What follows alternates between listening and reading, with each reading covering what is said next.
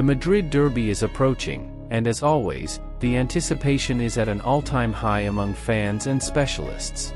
This weekend, Real Madrid and Atletico de Madrid will face off once again, and the atmosphere surrounding this matchup is one of pure tension and anticipation.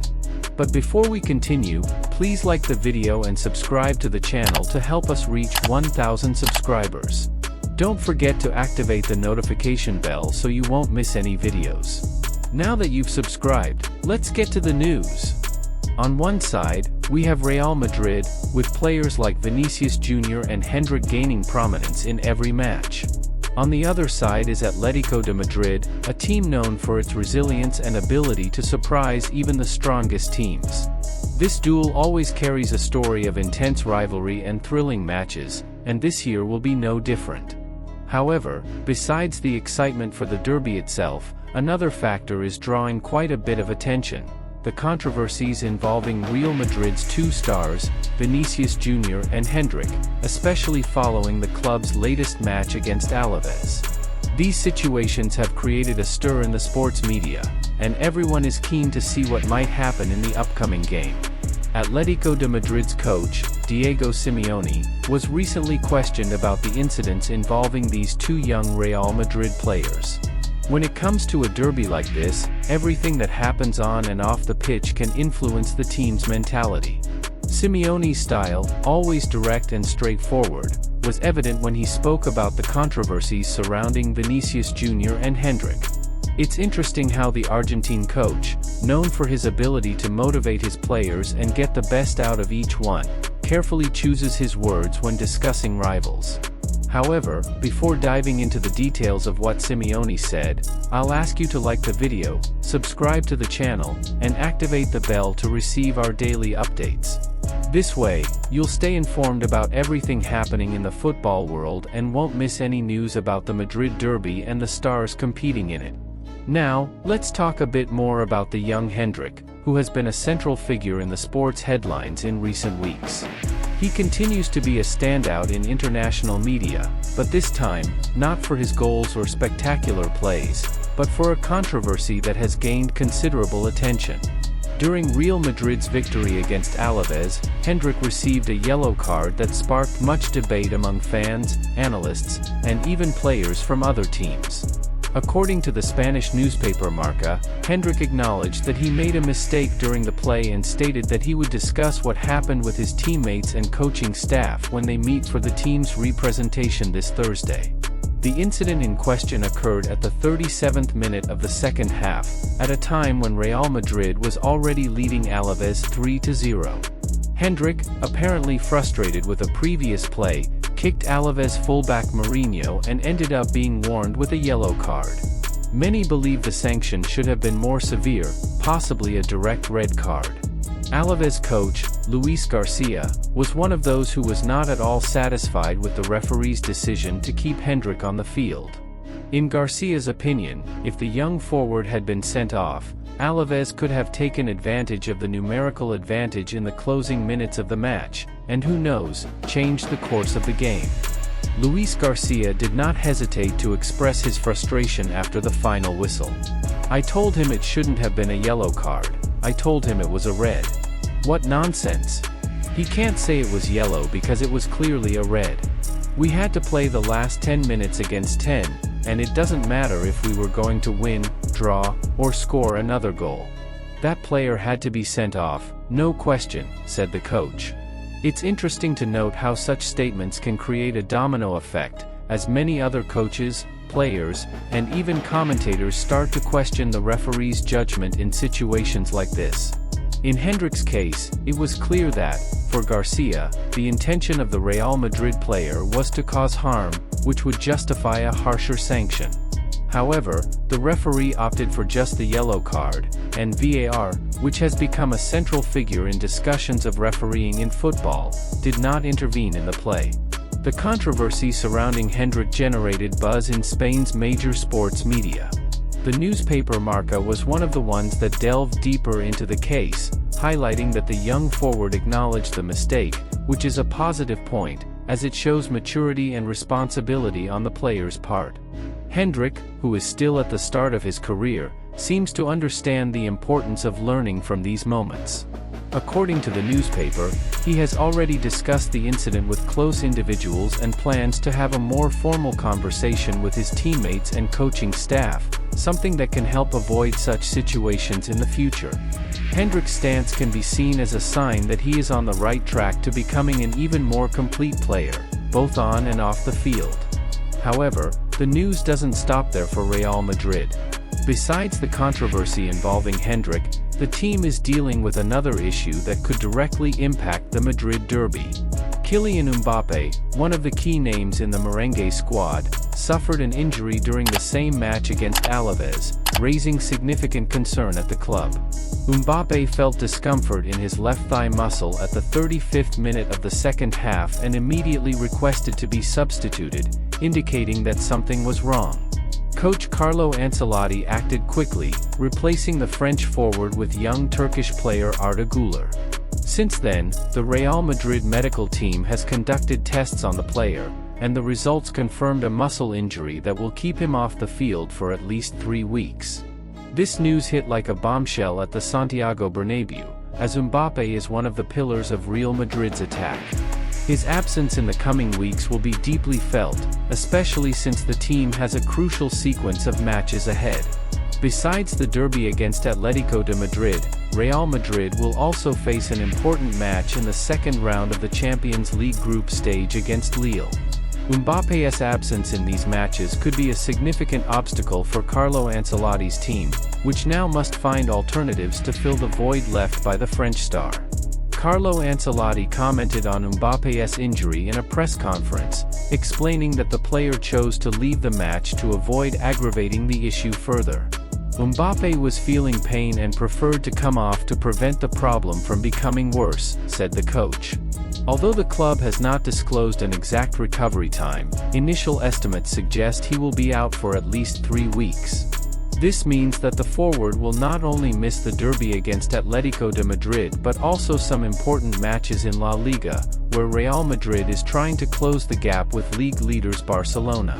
Mbappé's injury is undoubtedly a severe blow for Real Madrid, which is looking to maintain its competitiveness both on the national and international stage. The impact of his absence will be felt even more in decisive matches, such as the Madrid derby, where every detail can make the difference between victory and defeat.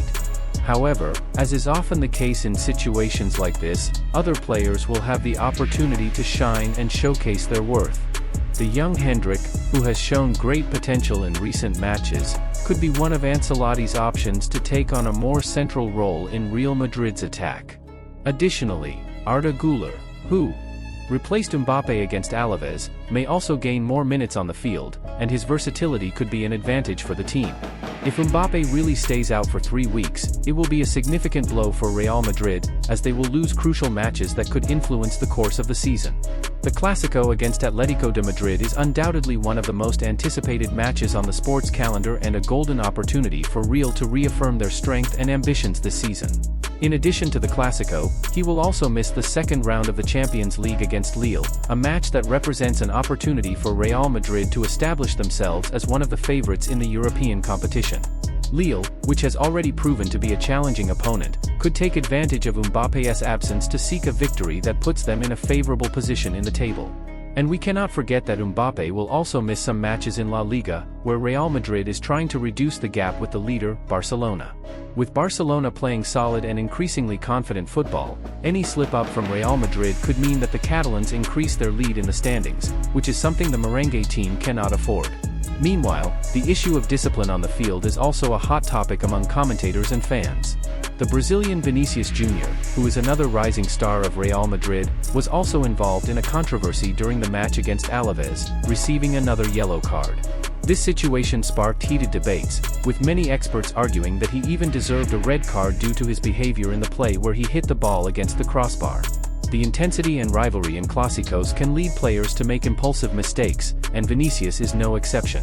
Emotions run high in matches of this magnitude, and the pressure from the opposing fans, combined with the pressure to stand out, can affect players' performances. Atletico Madrid's coach, Diego Simeone, was questioned about the actions of Vinicius and Endrick in a press conference, and his response indicated how tensions rise around the Clásico. "I want to ask you about two actions in the Madrid match: Vinicius laughing in the face of the fourth official and Endrick kneeing the ball. They were not sent off directly. What is your opinion?" a journalist questioned.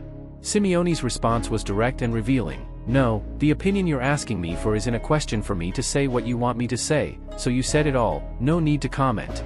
This ambiguous and provocative response shows that the coach is aware of the tension surrounding the players and prefers not to delve into the subject of refereeing, which is always a delicate topic in high-stakes matches. This strategy avoids putting him in a vulnerable position where his words could be used against him or his players. Furthermore, the rivalry between the two clubs is so intense that any word spoken can be interpreted and used by fans and the media in ways that further stir emotions. The already tense atmosphere of the Madrid Clásico becomes even heavier when we recall the hostilities that Vinicius Jr. has faced throughout his career in Spain, especially in the current season.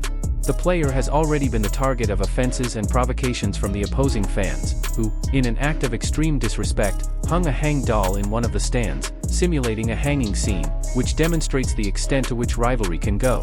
This not only shows the fans' unbridled passion but also raises questions about racism and intolerance in sports, something that European football, in particular, is beginning to confront more seriously. Vinicius Jr. has dealt with these provocations admirably, keeping his head held high and focusing on his performance on the field. He knows that with each dribble, each goal, he is challenging these hostilities and establishing himself as one of the best players of his generation. Regarding Endrick's situation, the fallout from his yellow card was no different. With the growing pressure for young talents to behave as professionals at all times, he was also under the spotlight. I can completely understand everyone's complaint about Endrick's expulsion, as he indeed had a reckless attitude on the field. After all, although he is a promising young player, the expectations on him are enormous, and that responsibility can be a heavy burden. The pressure to avoid mistakes and to stand out on a team of Real Madrid's stature is intense, and he needs to learn how to handle it.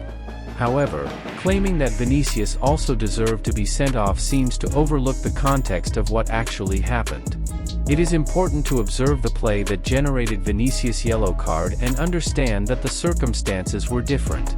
When analyzing the play in question, it seems clear that Vinicius Jr. did not address the referee disrespectfully, but rather the referee approached him and showed the yellow card after he appealed to the fans. This dynamic is fundamental to understanding the situation. The rule of the game prohibits players from appealing to the referee, but it says nothing about interactions with the fans. It is a thin line that many fans and analysts sometimes ignore. Vinicius Jr. himself has demonstrated a strong competitive spirit and a desire to assert himself, and that, in some cases, can result in unwanted cards. However, again, Vini receives a card, and many times people see him as guilty, even when he has not committed a serious foul. In the end, the situation leads us to reflect on what it means to play in a Clásico like this. Every detail counts, and the pressure players face is monumental. For many of them, these matches represent the pinnacle of their careers, and the ability to stay focused and act cautiously under pressure is crucial. What is now expected is how both Vinicius Jr. and Endrick will behave in the upcoming Clásico. What can be learned from these experiences? They will have the opportunity to mature and adapt to the demands of the game at such a high level. Football is, indeed, a microcosm of life, and the lessons learned on the field can resonate outside of it, shaping not only the players' careers but also their personal lives. If you've made it this far, leave your comment saying what you thought of the news, and don't forget to give it a like and subscribe to the channel. And now that you've reached this point, what do you think will happen in the Clásico on Sunday? Who will be the winner, Real Madrid or Atletico de Madrid? This historic rivalry is marked by twists and surprises, and it would be difficult to predict a definitive outcome.